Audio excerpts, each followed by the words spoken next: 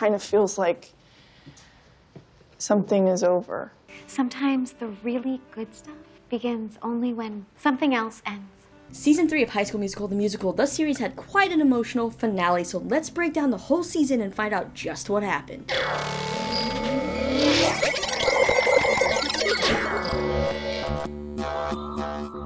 What's going on, you lovely Wildcats? Lisa here, and first off, I just want to say thank you for hanging out with me all season to chat about HSMTMTS.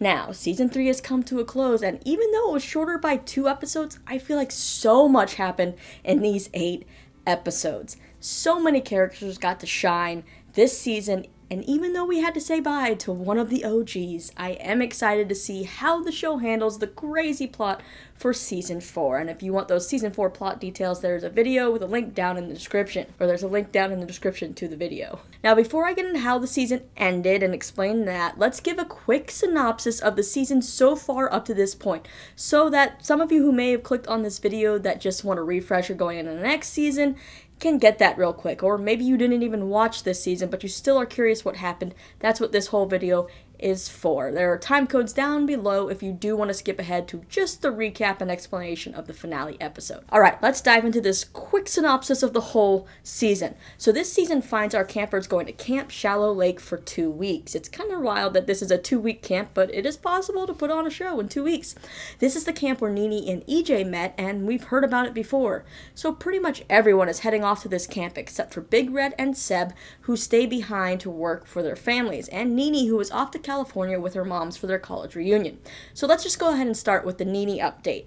She's still working with Gina's brother Jamie and is supposed to be writing like a song a day, but she's struggling with writer's block. She then heads to California with her moms for the summer and ends up learning that her mom's friend Marvin, who she met when she was a child, was her mom's sperm donor, so her biological father. At first, it's awkward when they reconnect, but after learning that Marvin and the moms used to be in a band and they had this musical connection, she starts to kind of just open up more, discover more, and begins to be inspired, and she starts writing her songs again. Then we meet up again with her in the finale episode. Ricky also does not start out at camp with the others. Instead, he's supposed to spend the summer with Lily, who he is dating.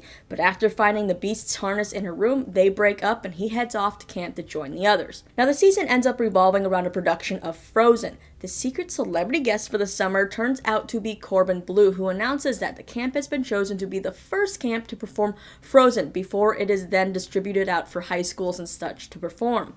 That's not all. Disney Plus will also be filming a documentary about the campers putting on Frozen, so that has everyone thinking this could be their huge break. They could be seen by millions. Now, as the summer goes on, though, Corbin and his camera guy Channing realize that all these campers are just too friendly with each other, so they try to drum up some drama, which does end up leading to a pretty drama-filled summer. Now, this season we meet 2 new campers, Maddox, who is the head of the stage crew, and Jet, a mysterious camper who just doesn't want to be there at all. Now, Maddox has a hard time making friends and she can come off a bit much, while Jet has this past where he had a music teacher who basically killed his love for music. Now, Jet ends up forming a friendship with Ricky, while Maddox slowly learns to open up and forms a nice friendship with Ashlyn. Now, this twist came this season where we end up learning that Maddox and Jet are actually siblings who are not on the best of terms. Jet thought Maddox was dating someone named Madison, and he got angry that Maddox was dating and he couldn't, so he kind of tattled on her to his parents, not knowing that he ended up actually outing Maddox to their parents because Madison is a girl. Now, over the course of the summer, they both recognize their mistakes, they're able to make amends and get to a good place, or at least a good place to start to heal and start over. As for Ashlyn, she goes on a journey of self-discovery this summer. When Maddox tells Ashlyn that she thinks Ashlyn could be some other astrological sign than what Ashlyn has always known, it sends kind of Ashlyn into a spiral and into this path of trying to figure out who she really is. She ends up becoming snappy with people like Maddox, as well as Val, who is played by Meg Donnelly. Now, Val is a college psych major who is a counselor in training and choreographer of the musical. Well, as it turns out, Ashlyn ends up realizing that she has developed a crush on Val. So now it's a matter of what does this mean for her and Big Red. For Carlos, he's not happy that he didn't get a human lead role in Frozen. He's going to be playing Olaf. He at one point even tries to change the cast list, but ultimately he accepts that he is Olaf and he plays a great Olaf, and we also get to see him conquer some fears about body image this season. Now, Kourtney has a massive arc this season, and it is coming to terms with the fact that she has anxiety. Now, we've always seen Kourtney kind of as this confident powerhouse,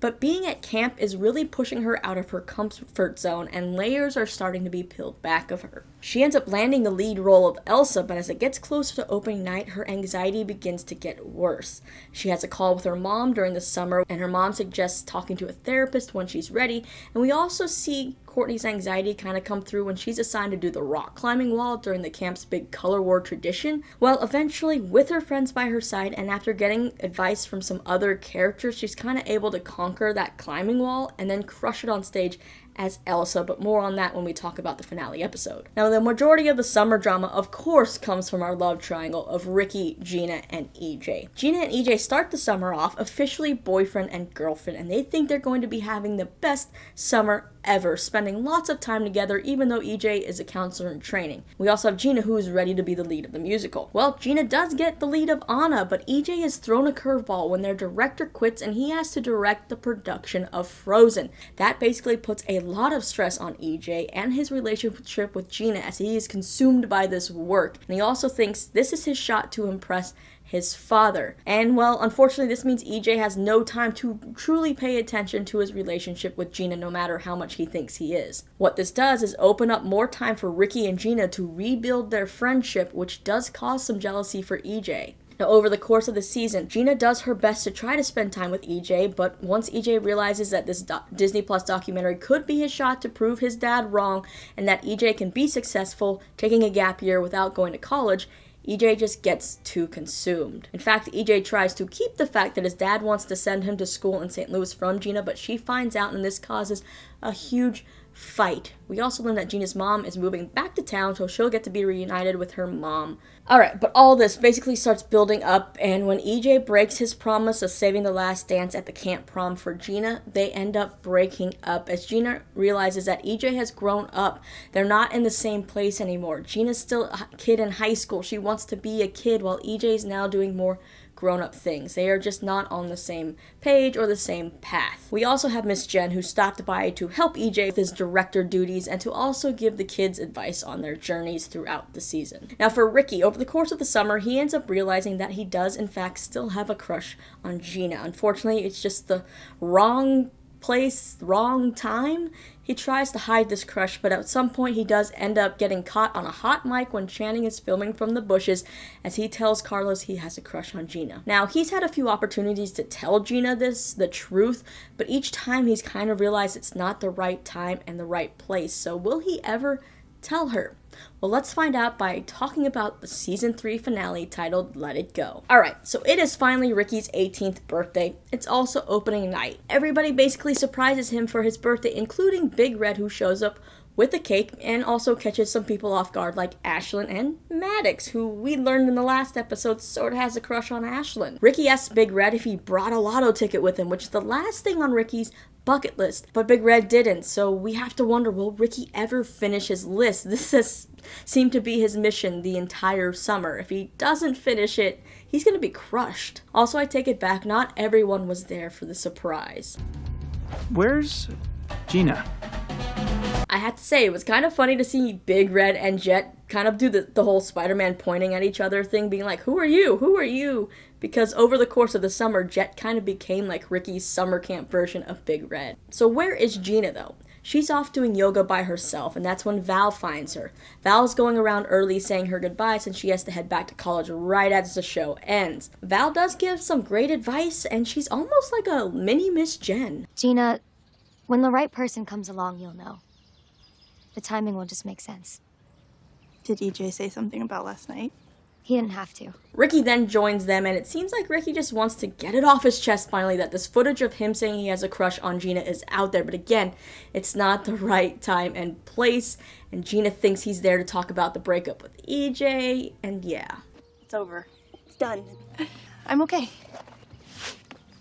Is this about... EJ, right? Yes, of course, EJ. Ricky then just says, have a happy opening night, and walks away as Gina kind of whispers after him happy birthday, which he does not hear.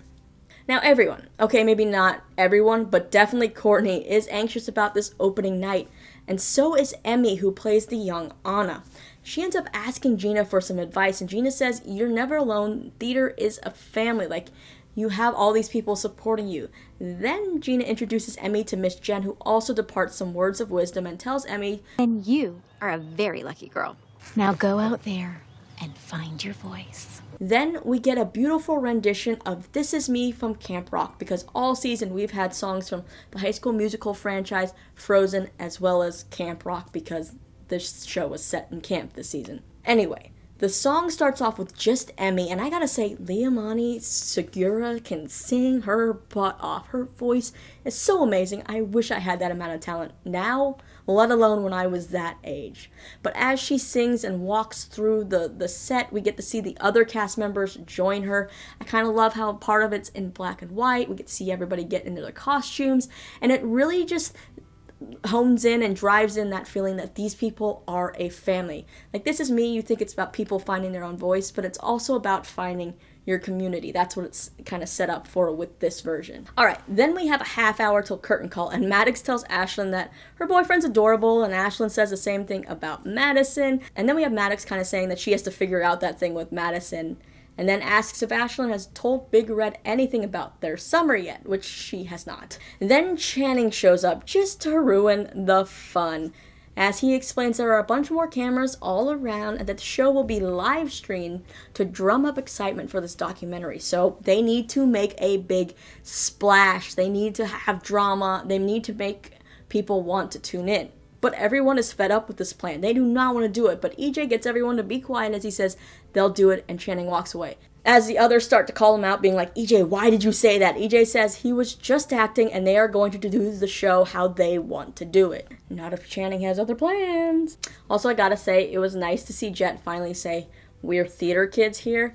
All season he's kind of not wanted to accept that he's a theater kid, but now he has. He has come around. The theater kids always win.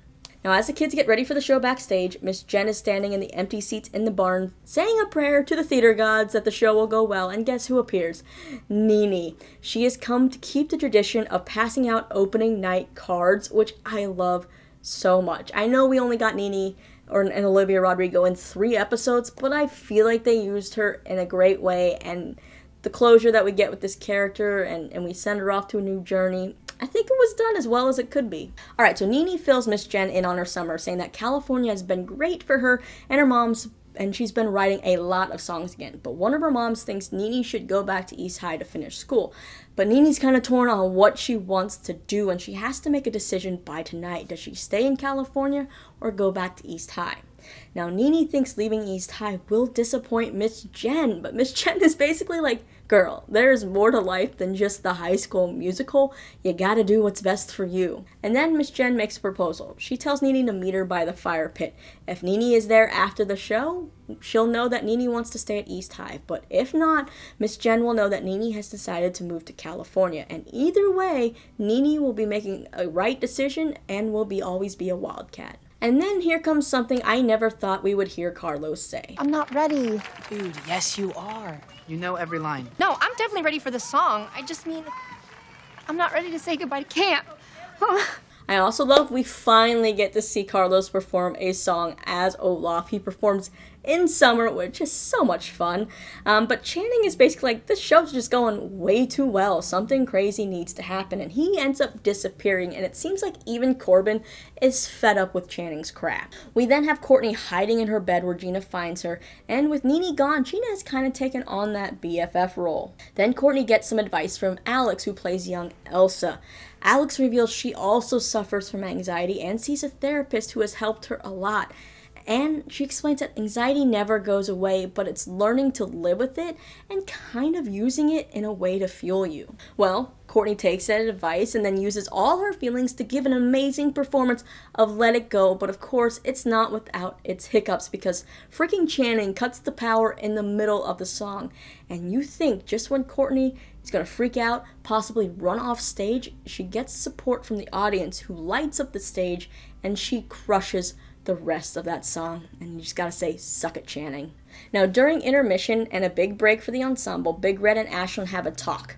Now, we think this is where Ashlyn is going to explain that she is now a member of the LGBTQ plus community to Big Red, but she doesn't. Instead, Big Red starts to talk about how when you're away from someone for so long, things start to become clear, and now he reveals he's more sure than ever that she's the one for him. Because at first you think, oh no, they're gonna break up, but no, he reveals that his parents met when they were young and they were so sure about it that he has those same feelings for Ashlyn. And Ashlyn is just so caught off guard that she goes along with it.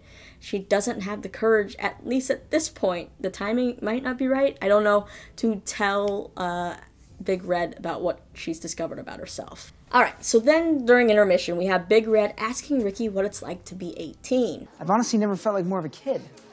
I was so excited to turn 18. Kind of, I don't know. Don't want to grow up so fast? Kind of exactly that. And well, this is kind of a big contrast to EJ. It's funny because they're about the same age. EJ is probably, maybe like 6 months older, even though he's a grade above Ricky. So it's interesting to see how different they are. One is ready to grow up and the other isn't, which of course plays into what Gina is looking for right now.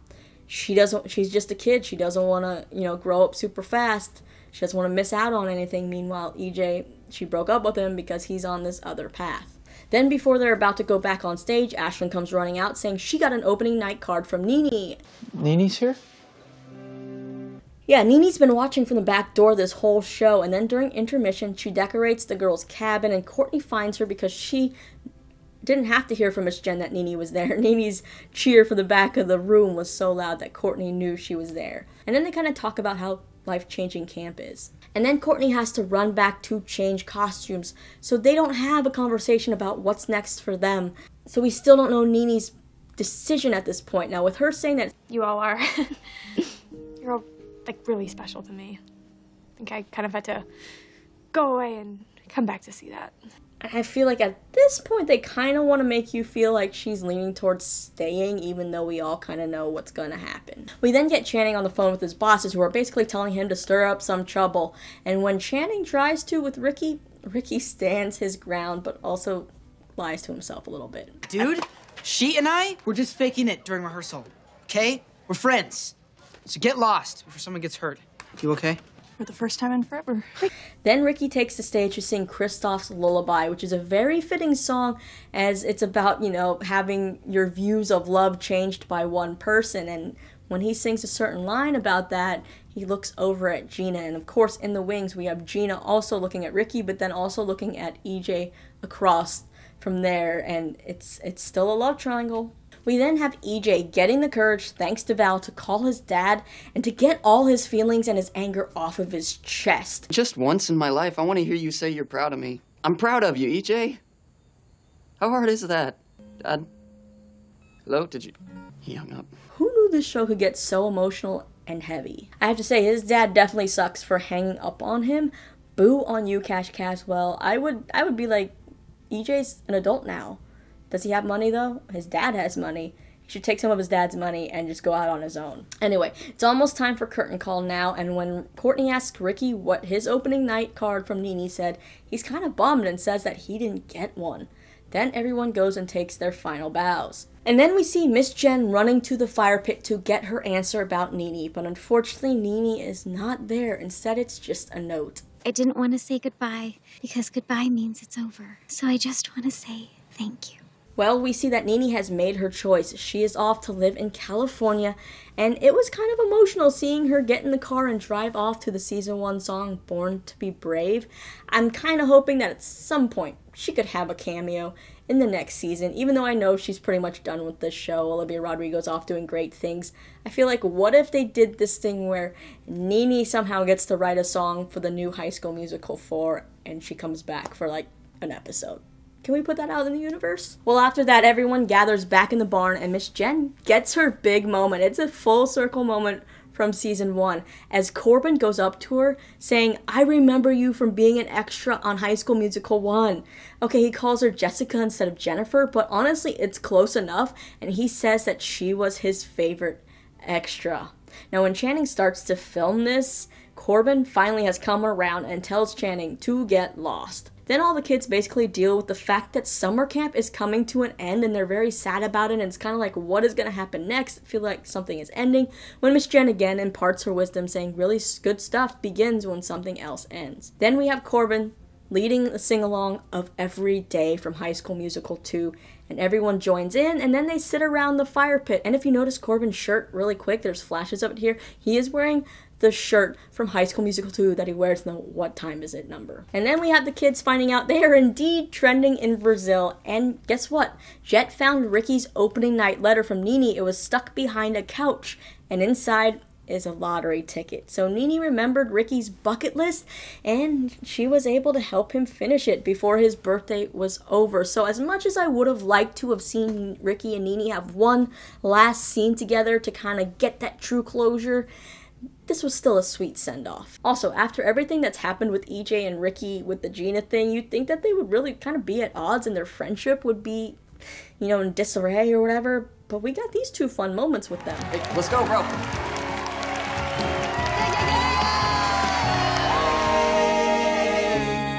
Oh, and also, just when you think the episode is over, it's actually not. This episode's a little longer than the others, which I liked. We fast forward about a month to the premiere of the documentary where everyone is looking super fly with their red carpet looks and giving interviews. I kind of laugh and love that Ricky did the "you're watching Disney Plus" thing, and he even did the, the swoosh with the plus.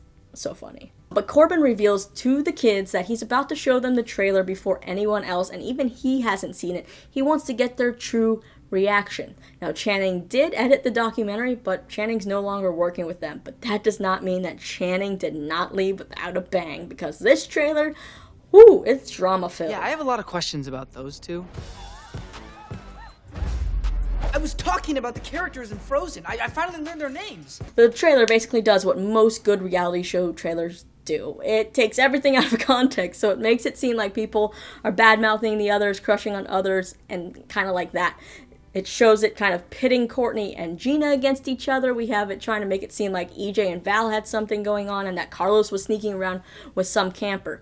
Now, no one is happy with this trailer, but there are a few reveals that are actually true. It was a lot of new people this summer. Yeah, that's what I'm thinking. Some more memorable than others. I've never been to summer.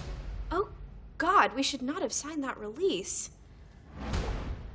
In love with the girl playing Elsa, and it's eating me alive. Yeah, I knew Jet liked Kourtney, and now she knows. And we also had Maddox admitting her crush for Ashlyn, which I believe is news for Ashlyn. But the big surprise here was Big Red getting to be a part of this documentary somehow, even though all he did was show up in that last episode. But his big reveal was, I'm Big Red, I'm Ashlyn's boyfriend, and I'm bi.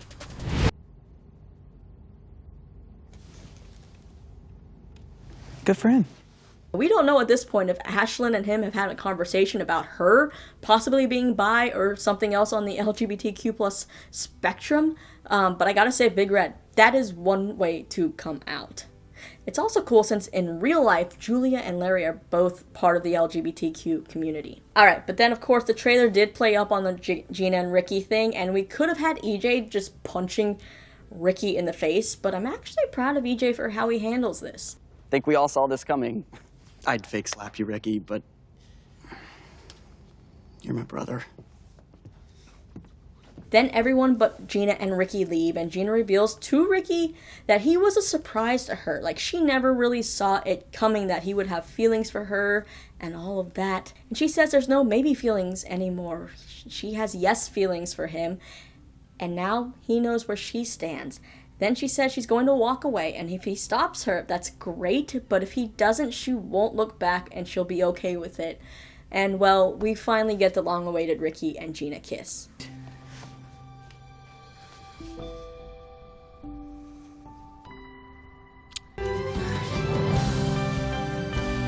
And, well, that wraps up season 3. It was kind of fun, right? Or kind of emotional, or all of it, a roller coaster. It does suck we only got to see Nini interact in this final episode with Miss Jen and Kourtney, but I feel like everyone still felt her presence. I wonder, though, you know, someone's gonna have to reveal that news to them that she is not coming back. Maybe Miss Jen already did that in that month period we skipped, so we don't have to live through that sadness. But it will be sad to not see Olivia in this next season, but I totally understand why she's not coming back. And I really did like that they made this little trailer. Like, I just thought that this documentary was going to get brushed over by the end, but the fact that they really did this little trailer is so cool and so fun, and I would honestly pay to see the 30-minute special show of this mockumentary. I would love to see that happen. But what worries me about how this ended is Ricky and Gina. Ricky has never been good with relationships or his feelings or himself, I guess, in this entire show so far. He has grown up so much in this final season he has grown up so much in this third season that I am proud of him, and he has become more selfless and aware of people's feelings, and I think now he truly is in tune with what he wants and his feelings. So I hope that if he is going to be in a relationship with Gina, that they can make it work and that it's going to last for a while, because he's had a different person every season, it feels like. He just needs to have one. Let's get this boy a stable relationship, right? It also scares me because the next season, season 4, Ricky's going to be a senior, Gina's a junior. They're going to go through the same thing that they just went through with EJ and Gina, even though those two, Ricky and Gina, are a little closer in age. So it's like, once that graduation time comes, what's going to happen there again? Now, we do have some unanswered questions, like what's next for EJ? Will he be in season 4? Is he taking his gap year, or is he giving in to his dad's request to go to college? Now, the season 4 plot does kind of leave it open for him to stick around at East High. We also have Jet and Maddox. Maddox is older, I'm guessing, by a year maybe than Jet, because she called him her little brother. Now, I don't know if we ever got their exact ages, but I feel like maybe Maddox is the same age as Ricky and Ashlyn and them, and Jet could be the same age as Gina. Who knows? But I want them to come back for season 4. I feel like they were such good additions to the cast, plus they have killer voices that I would love to hear sing more songs. I think somehow we have to get them to transfer to East High, right? And the plot of season 4 could make that happen, maybe. Now, if you haven't heard, season 4 is going to revolve around the plot that Disney is finally making High School Musical for the reunion, and they're filming it at East High, so the Wildcats will be featured extras in this movie. It's very weird, very meta, but I'm here for it, and I want to see how they pull this off. But with the fact that there's a movie filming in town, EJ could just get hired to work in the movie or be an extra in the movie. He doesn't even have to go away to college, and he could stick around. And since Jet and Maddox are in this documentary for Disney Plus that we had, this show, maybe Disney invites them to be extras in the movie too, so they transfer to East High. I feel like that's the only real way I could see it working, of keeping everybody together as of now. Now, as I've mentioned, this season was definitely a lot more emotional, I think, at least for me, than the past 2 seasons. I think the actors and the characters really got to dive into more heavy stuff and to show off their own range. There were heavier topics, or more emotional topics, and more relevant topics, maybe, addressed this season, like coming out, dealing with, romantic relationships, anxiety, mental health, and a big one for EJ was trying to make your parents proud, trying to find what path you're supposed to be on. I just feel like everybody got a little bit more meat to have in this season, and I hope that continues in the next season. Now, one thing I was kind of hoping that we'd get at the very, very end was like an end credit scene or a fun tag that would tease the next season. Maybe it could have been Corbin making a call to Disney, or getting the news from Disney being like, oh, we're doing a High School Musical 4. I feel like it just would have been fun, but maybe that's coming now. I think they're starting production, so yeah, we'll have to wait and see. But with the plot for season 4, I'm hoping we get more OG cast members to come back. I feel like they've all kind of been embracing their High School Musical roots by posting pictures at East High or talking about it in interviews, more so than they did maybe 5 years ago when they were trying to break away from it. So yeah, if we're never going to get another full High School Musical 4 actual movie, this could be the closest we get, and they have to come back for a cameo, right? It would take like 2 days out of their schedule. Make it happen, Zac Efron. Make it happen, Vanessa Hudgens. Please, let's go. All right, I've been rambling for a while now. I hope I explained this finale and the season okay for you. I guess that's it, though. It's time to wrap up, recapping another season of HSMTMTS. It was a fun season of original songs, great covers, and drama, and laughs, and I can't wait to see what's in store next. But now it's time for you to leave me all your thoughts down below. What were your favorite and least favorite moments from the season? Who do you ship? What songs were your favorite? And what do you want to see in season 4? What kind of theories do you have floating around? Let me know all of that down in the comments below, and don't forget to hit that subscribe button. Check out more of my videos right over here, and I guess, as always, thanks for hanging out with me and listening to me ramble. I guess I'll see you next season, unless you want to subscribe and watch more of my videos. I'll see you sooner than that. I'm Lisa. As always, thanks for listening to me ramble. See you next time.